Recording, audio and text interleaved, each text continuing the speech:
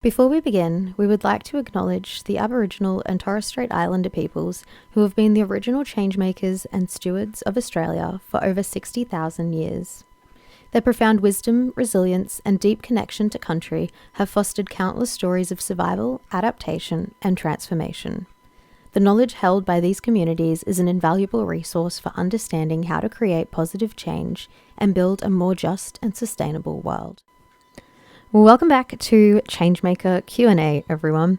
Over the weekend, I was in Canberra for the New Economy Network Australia, or NENA, conference, where people from all backgrounds and organisations came together to discuss our visions for a post-capitalist future and all of the different ways in which we might get there. Conversations centred around things like degrowth, decentralised governance, and environment-centred economic frameworks. And I loved that there was no one-size-fits-all idea of what the new economy might look like or how we can get there. I spoke on a panel alongside youth activists Elvie and Bella from the Degrowth Network in Naarm and postgrad policy student and activist Tarik, where we each shared our own perspectives and approaches to change as young people in this space. I thought I would share the full panel discussion as an episode, and if you have any questions about the new economy movement, you can ask them directly if you're watching on YouTube or Spotify, or you can head to humanitarianchangemakers.net/podcast to ask any questions you might have. But to start off, I thought just if you could introduce yourselves and, briefly, and then say how you got involved in this sort of thing. Fighting for this post-capitalist world. A few minutes each. If you're rambling a lot, I'll do something. You'll play Michelle and console. No, I kid Michelle. So I'm terrible at introductions, so I'm going to need to refer to notes. So my name's Tarik. Right now I'm studying postgrad with the Graduate Centre in Governance and International Affairs at the University of Queensland. I recognise the Yagur and Turrbal people as the traditional custodians. My academic background is in philosophy, historical studies, and literature, and I have experience as an activist with Extinction Rebellion and, mostly with Extinction Rebellion, I would say. And I'm really interested in participating in social, cultural, and political transformation and play, and also in critically reflecting upon the nature of modernity, the Australian state, and also engaging in existential and spiritual inquiry and exploration. And I guess how I came to this was just, an awareness that, a fear of ecological collapse, and then wanting to respond to that, I suppose, but then for me it became more about exploring, as I said, modernity itself, because I realized that in some ways a crisis, I was initially fighting to kind of preserve the system or preserve my comforts or entitlements, and then as I started realizing more, I started to think, okay, actually, the system is the problem, and in a way, this ecological crisis is an invitation to change, and I really wanted to play a role in that, I suppose. I'm Tiyana. I'm also from Brisbane, the land of the Yagur and Turrbal people. I am here because Tarik was looking for young people to join this panel, and as a 27-year-old, I feel like I'm kind of pushing the bounds of youth, but I am in the final year of my PhD and researching communication and social change at the University of Queensland and the Indian Institute of Technology in Delhi. My research is looking at the role of information communications technologies in rural development interventions and how they can be used to better empower women. It is a very kind of philosophical project which suits my background in philosophy. A lot of my research has kind of been focused on how we actually measure empowerment, how we can create indicators for something like empowerment when it is such a subjective experience. So that's what my research kind of focuses on. And I am also the founder of the Humanitarian Changemakers Network, which is an impact and innovation hub, which is a fancy way of just saying we do a lot of consulting and workshops with young people from primary and secondary students to organisations that engage with young people. So we've worked recently with the Queensland Red Cross, Amnesty International, organisations like that. So that's me. Hi, I'm Bella. I am from Nam, also called Melbourne. I live on the lands of the Wiradjuri people of the Kulin Nation. Maybe I will start talking by acknowledging that we're here on Ngunnawal and the Gambia land. And yeah, I guess I want to acknowledge that when talking about reimagining worlds post capitalism, I guess that capitalism comes synonymously with colonialism, and that we are living on stolen lands, and everything that we have here right now, and everything we do, all the food we've been eating, all the things we've been talking about, come at the expense of horrific genocide that has been imposed on First Nations people of this land, and also that, when talking about the climate crisis and everything that comes with it, social justice, just maybe understanding that, First Nations people were living on this land a long time before capitalism, and doing that quite well, my settler background has been a catalyst for the world that we are in today, which is quite scary. And I guess I engaged in lots of different change-making ideas. I do lots of grassroots direct action back home and across the continent. I really believe in direct action as probably one of the most powerful ways to push back against systems of oppression. That in conjunction with mutual aid projects is what I'm interested in, to push back against the empire of Australia, viewing Australia as a settler colonial project that is focused on extraction and exponential growth. And so that's kind of what I involve myself in. Groups called Blockade Australia, maybe you've heard of it, maybe you haven't, but it's a pretty great group that's pushing back against these systems, and different groups like Food on Bombs, different guerrilla gardening, lots of different projects that are trying to reimagine worlds in which we can exist and meet our needs outside of the capitalist state.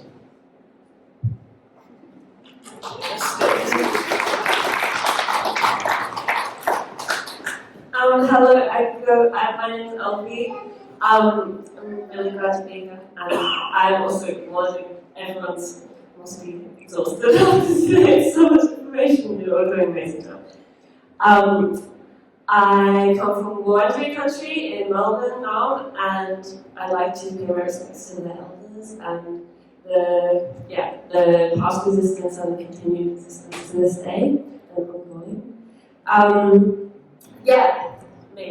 I have tried to involve myself in a lot of social justice issues since I was young. I first got involved in activism through refugee solidarity work when I was 11, and then my mom took me to that rally, and then from there I was more and more horrified by the state of the world, and found out about the environmental crisis, and from that point on I think it was just that the knowledge of that system, that happening just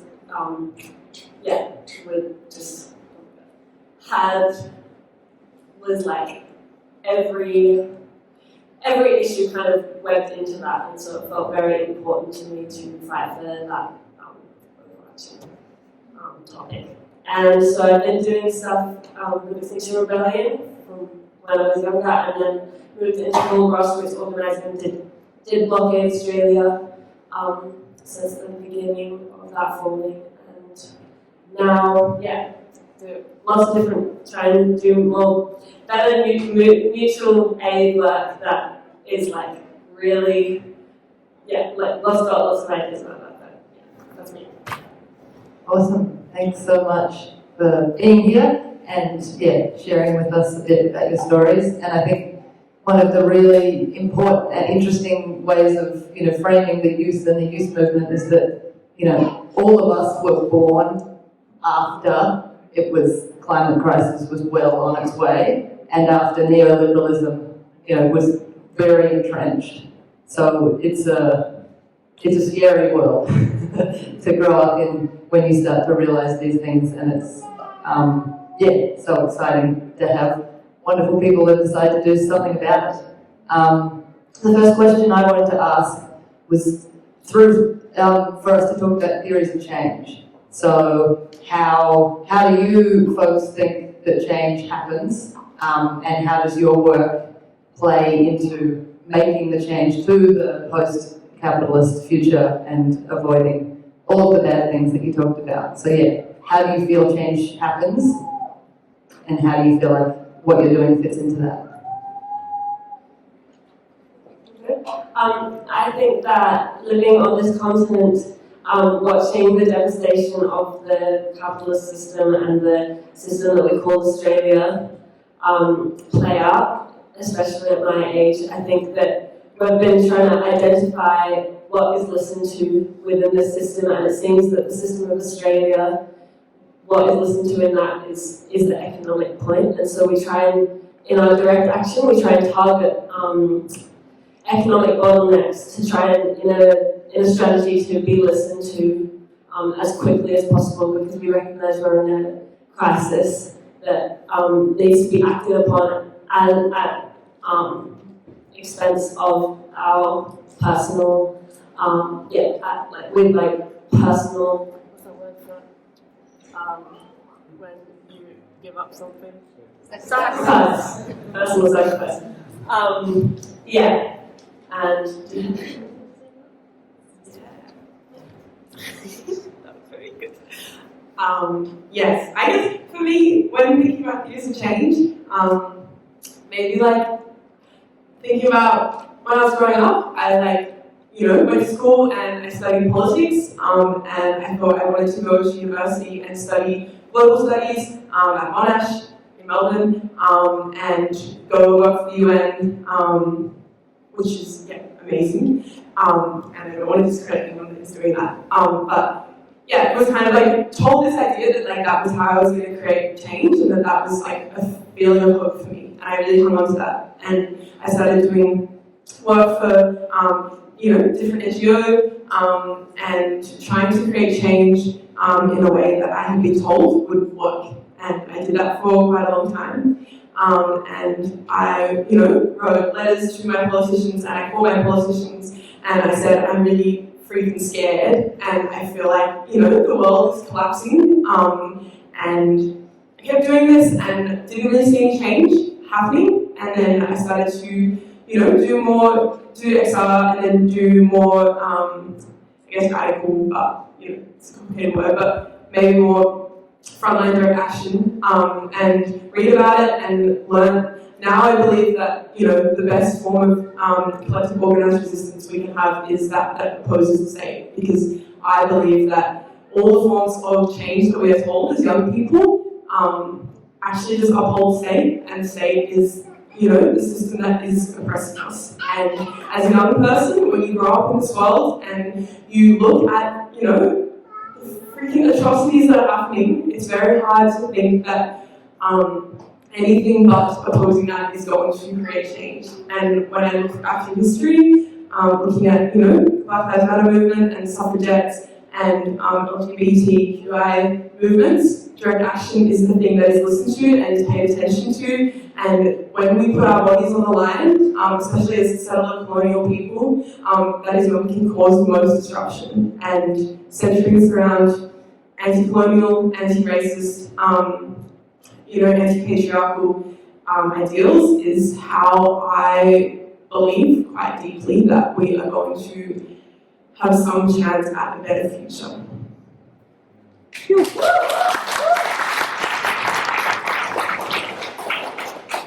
So I can talk about theories of change all day. This is kind of at the centre of the work that we do at the Humanitarian Changemakers Network.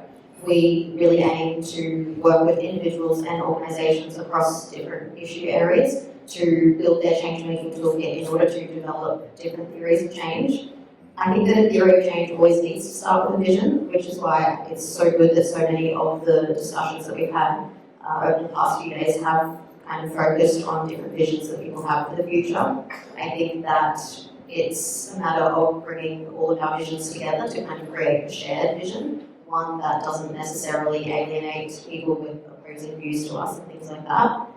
So the work that I do kind of focuses on what I call just a basic theory of change. This is when I run workshops with young people in primary and secondary schools. We always start with what their vision for the future is in the context of whatever issues they might have been learning about in school. And then we use the basic theory of change framework to develop their own theory of change, which I essentially summarizes what you can do with what you have, with what you know. And the idea is that they kind of use that as a dynamic thing as they continue to learn more and they can do more.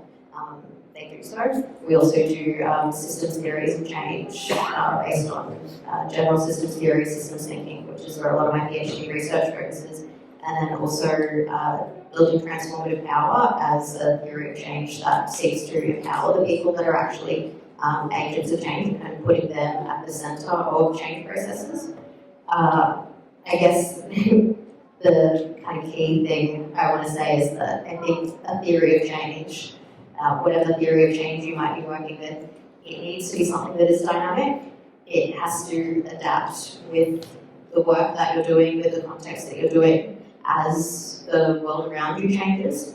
I think that perhaps as young people, something that we have is this ability to be a little bit more innovative. And I don't mean innovative in the sense that we kind of hear it in like the corporate world as being like inventive, but if you think of innovation, like that kind of creative spark that you have in invention, that you apply that creative spark to all of the problems and challenges that kind of arise as you're doing the work that you're doing. And it ultimately just needs to be something that we are changing as we go, because change is an ongoing dynamic process. We sometimes think of change as like this static event or this endpoint that we're somehow going to reach, but that's not what change is. Those are changes. But change itself is this dynamic evolutionary process, and our theories of change that guide the work that we're doing in whatever organisations or issue areas that we're working on need to kind of be the same. They need to be dynamic and innovative and ongoing.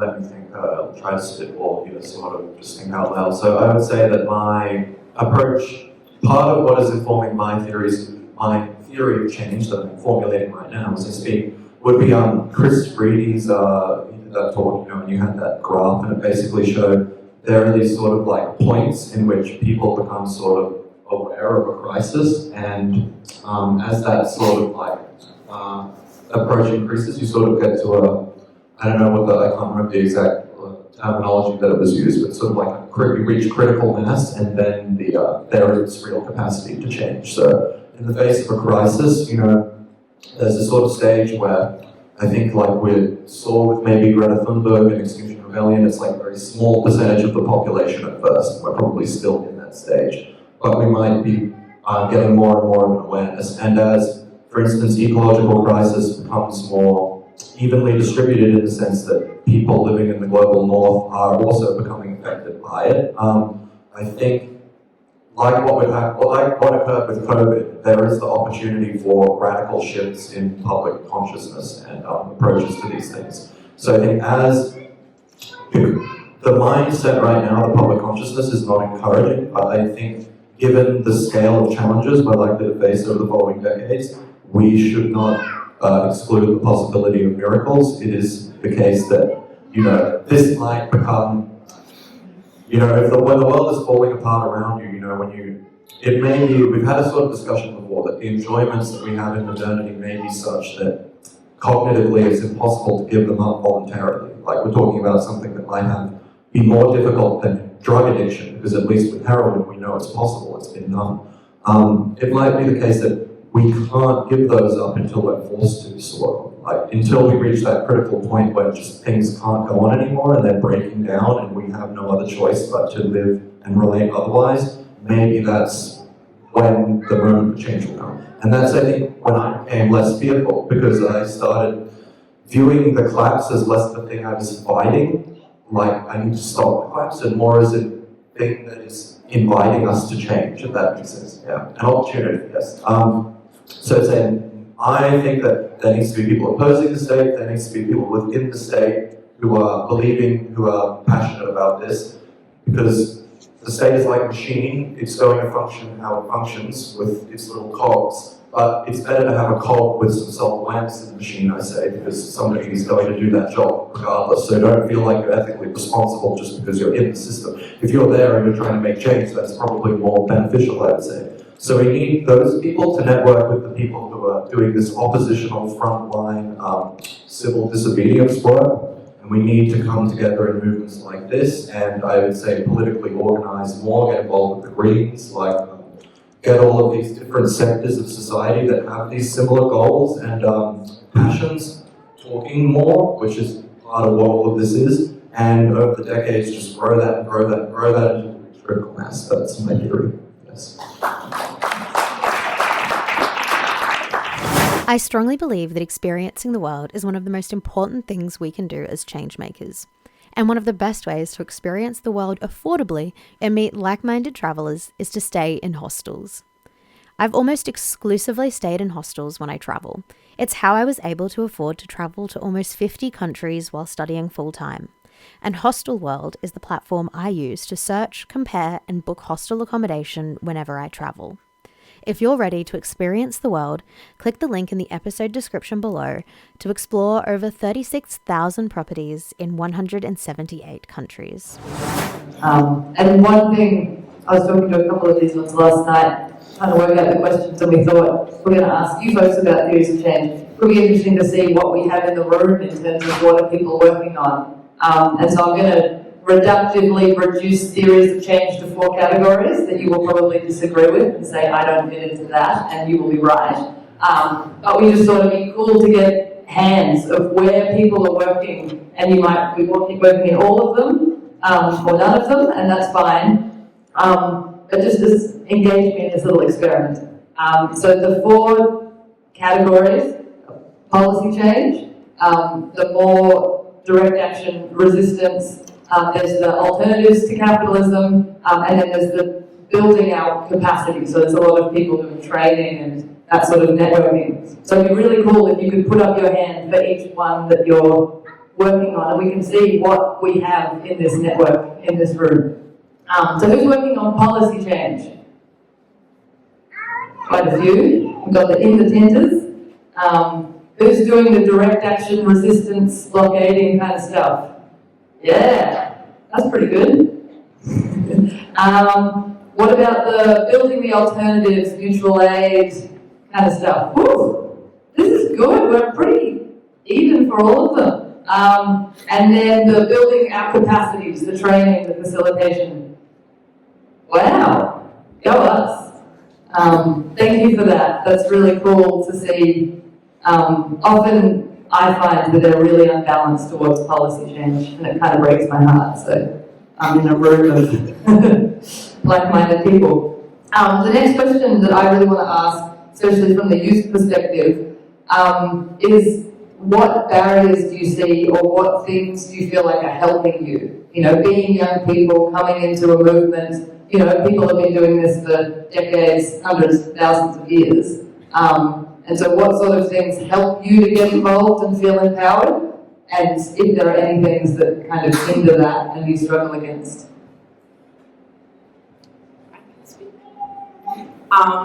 Yeah, I think there's 2 questions maybe. I think, so there's things that help and the things that are barriers.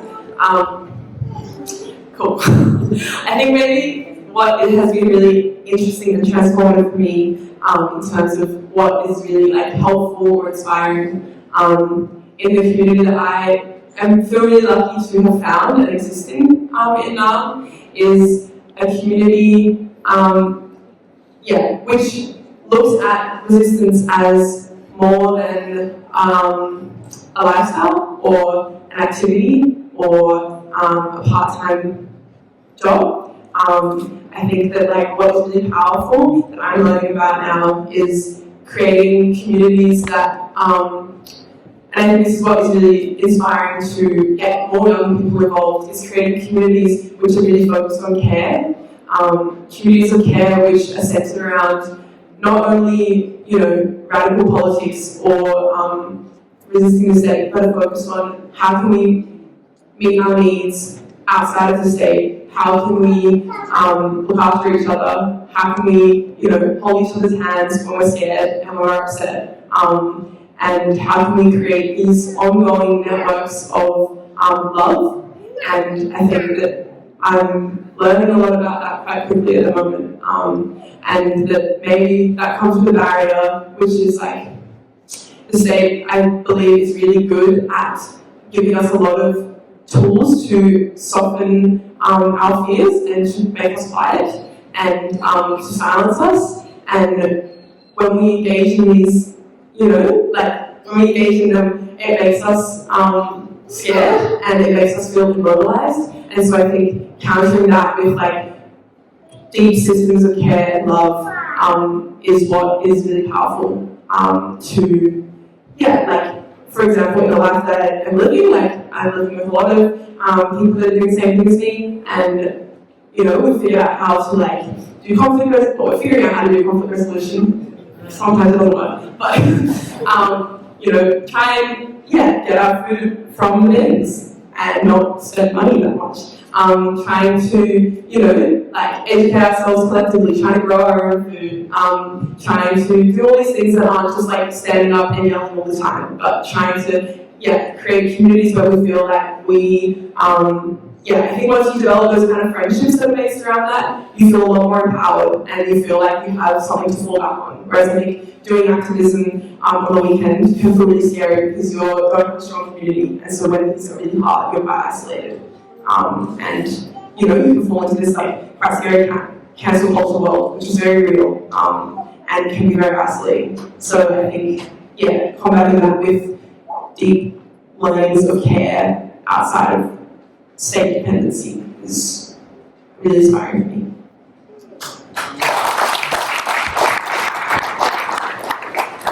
Can I just say that's the most new thing that was said so far, this cancel culture world. That's my head.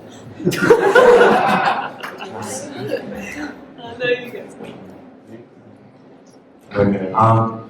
So I think what you said is absolutely super important, so critical. But I think a really big problem with this is that it is being left to the youth to design these communities of support and care for ourselves. For instance, you'll notice Tiyana's Humanitarian Changemakers Network aimed at empowering the youth was started by, a young person. So for us, I think there's a real lack of mentorship and engagement with the youth in these movements, and a lack of recognition of actually the importance of that. Because if you all grow old and die, and you haven't actually included the younger generation, all of this dies with you, and we actually have to do all of this work all over again. Coming up with reinventing the wheel, making these networks again, and we lose bloody 30 years or however long of this process, which is already underway. So it's absolutely, for these projects to live, to be alive, they need to be shared, and they need to be passed down, and they need to be transmitted. So it's not just a case of us saying, please help us, we're so vulnerable, we need support. We absolutely do, but this is of crucial significance to the entire movement. The next generation has to be trained up, has to be taught how to confront these issues and be a part of the conversation. And I think that's the big issue I've noticed, is when the organizations do include the youth, it's almost what skills do you have to put towards my project? But you can come volunteer with, help me out my project. There's not so much interest on nurturing and supporting youth, seeing the potential in youth, and wanting to actually mentor that. It's really about what skills do you have, how much of your time can you volunteer, blah, blah, blah, blah. And in a certain way, it almost reinscribes this objectification of other people, and we almost end up even in these activist circles, reinscribing burnout culture, reinscribe objectifying other people as means to an end, and I think that's a huge problem that needs to be, like I said, a recognition of the importance of sharing this, creating community support outside of the youth, because probably as I get old, sorry, I will be interested in that, because we've grown up with this lack. It's going to be something that will stick with me. Even when I'm older, I will want to be youth focused.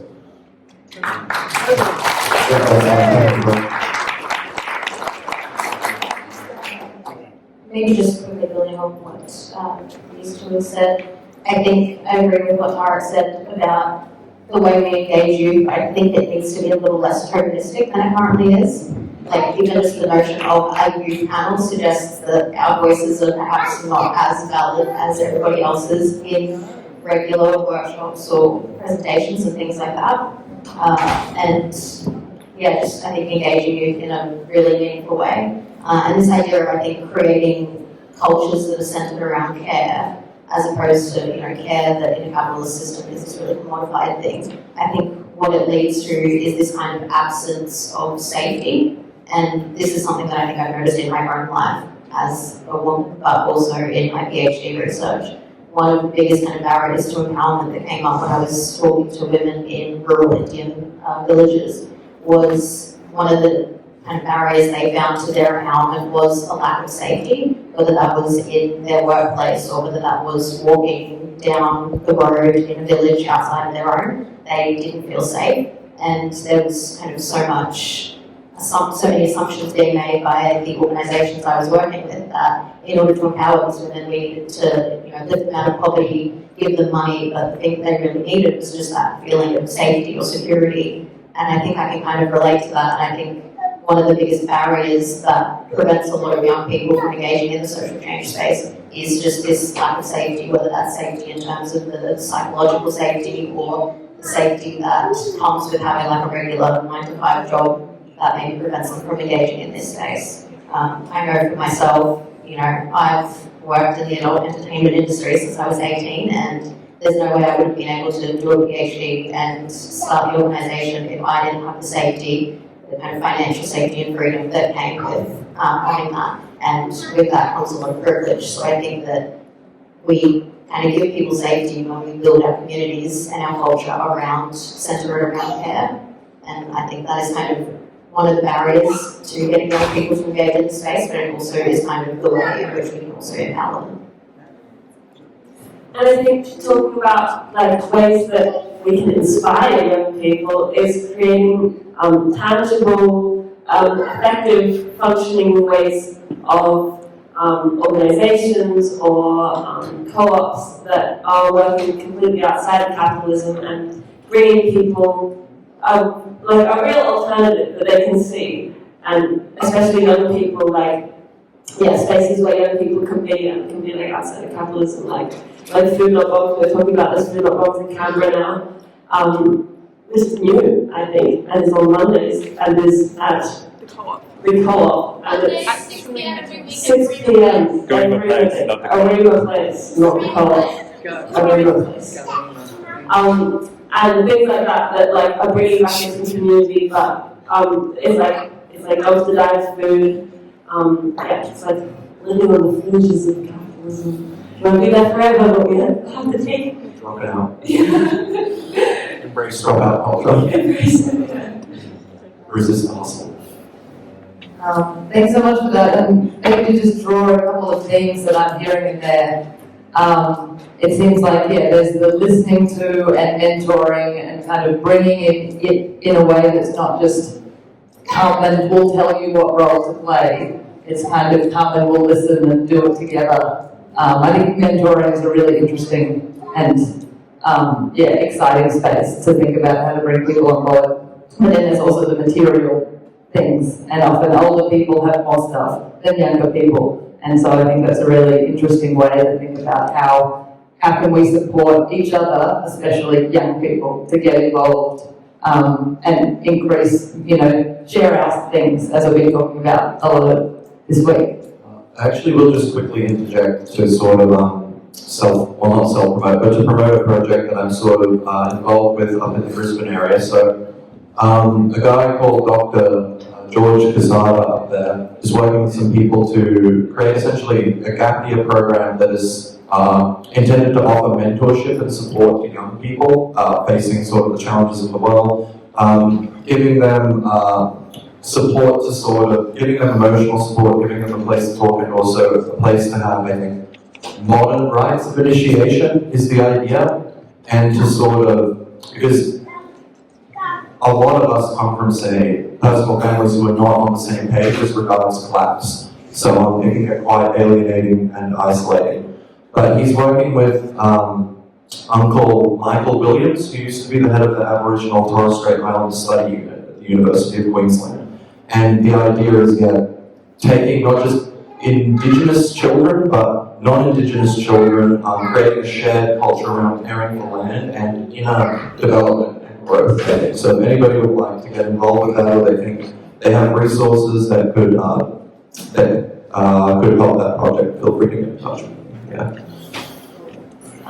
Okay, we actually have to close the venue sooner than we thought, so we've got time for maybe 2 questions, and then we'll go. I think we've got 2 questions right here.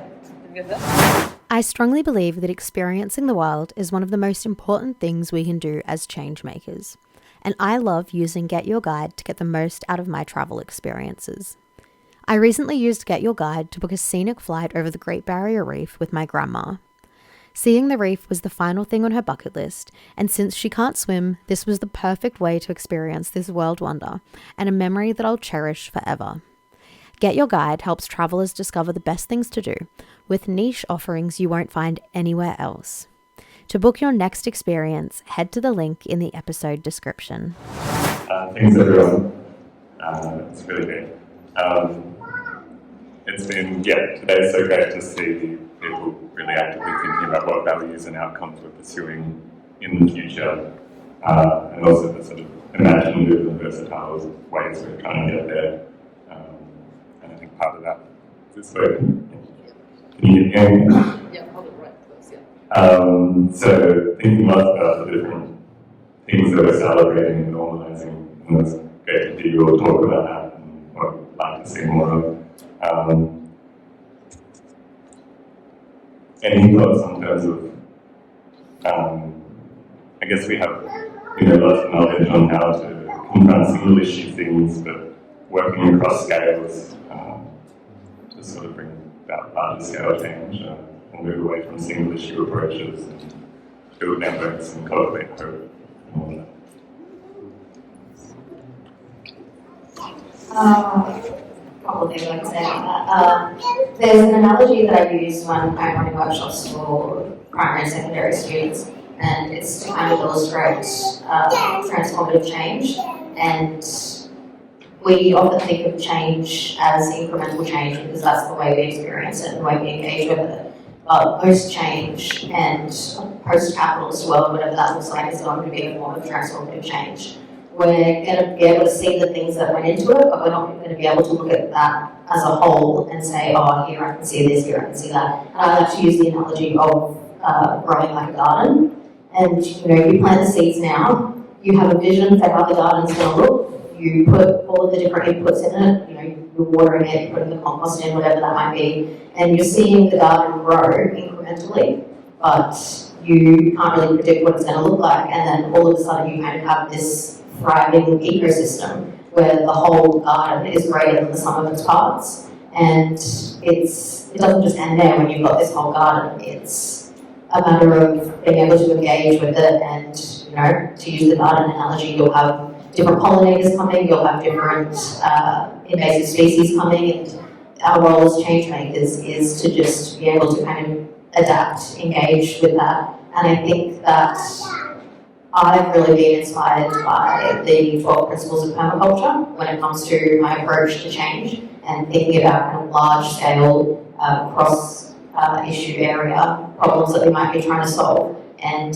I won't list the 12 principles of permaculture, but one of them is to kind of just observe and interact and to use small, slow solutions. And I think that's the way we have to go about it, because if we try and make these big grand changes to these issues, we're not going to be able to anticipate the new problems that we might create, and that can be really hard when we're looking at all these big, pressing, urgent issues, but it really is a matter of kind of just slowing down, planting those seeds, doing it at kind of the pace that works for the pace of change as opposed to the pace that we want it to change.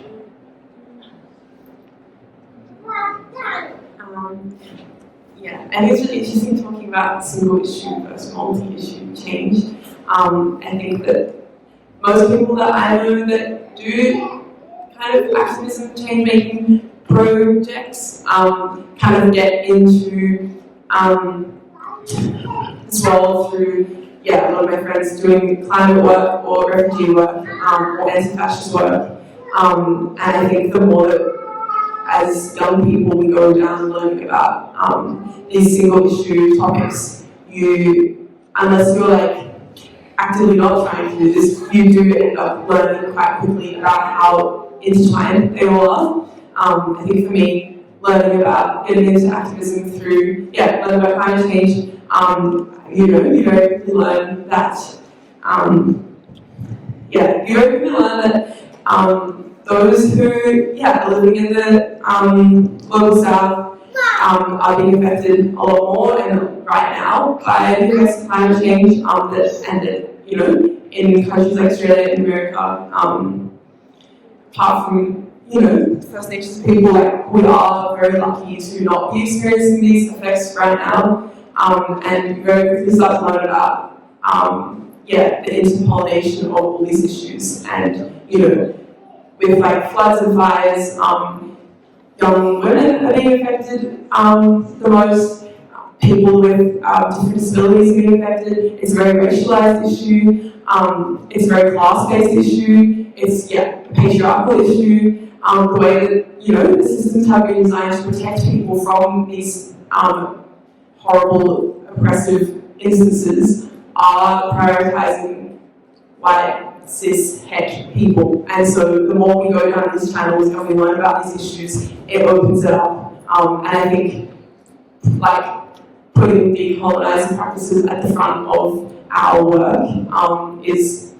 I think, the best way to go about engaging in this in an authentic way, and keeping the dialogue open. I think, when you decide that this is really important, it's very easy to get very fixated on it, but I think everything's very defined, and so the more we learn about climate change, the more we learn about anti-racist politics, the more we learn about anti-patriarchal politics, and it's just a ripple effect. And so I think keeping open-minded and inclusive in our work is probably how we combat that issue. Can I add to that as well?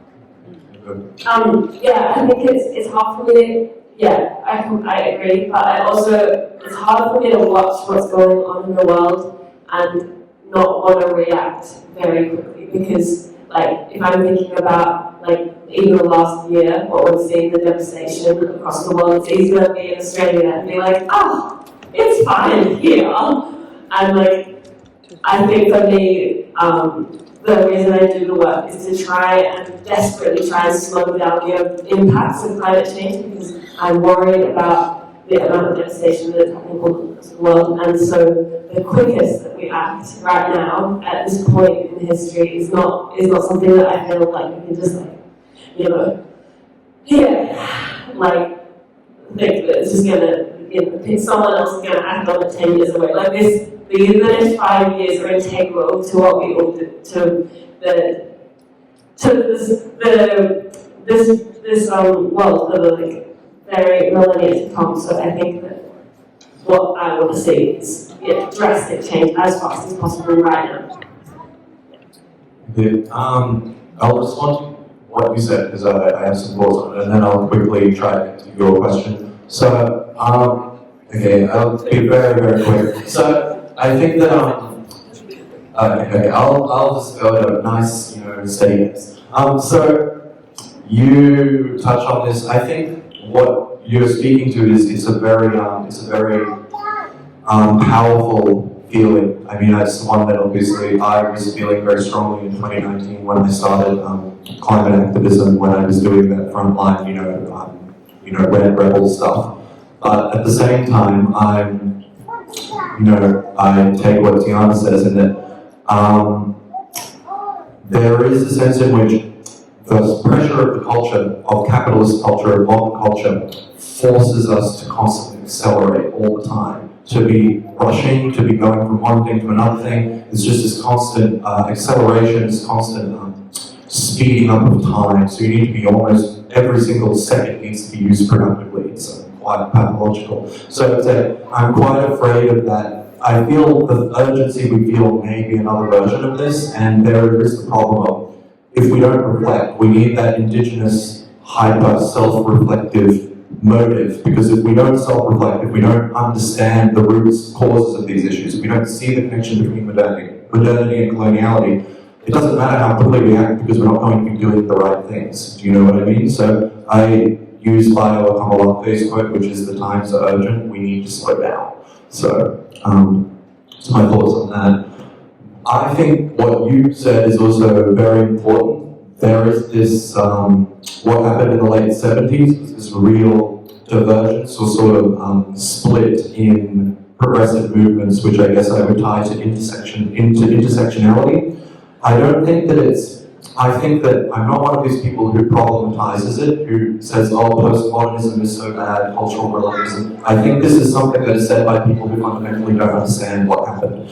What happened is a greater awareness began to be had with this engagement with feminist movements, with anti-racist movements. We began to realize in progressive circles that there's more than just class. There are these intersectional